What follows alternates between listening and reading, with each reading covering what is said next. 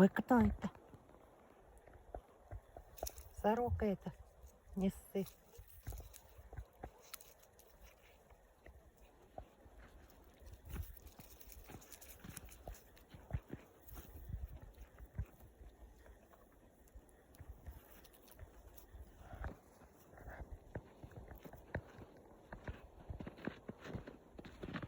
Первая сохинушка-зимушка.